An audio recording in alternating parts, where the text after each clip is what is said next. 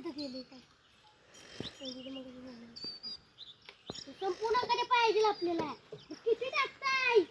नाही सगळं नाही संपली राख कितली आता चाललेली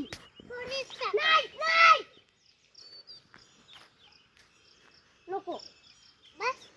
हा पूर्ण ग्रे ग्रे झालाय दाखव हो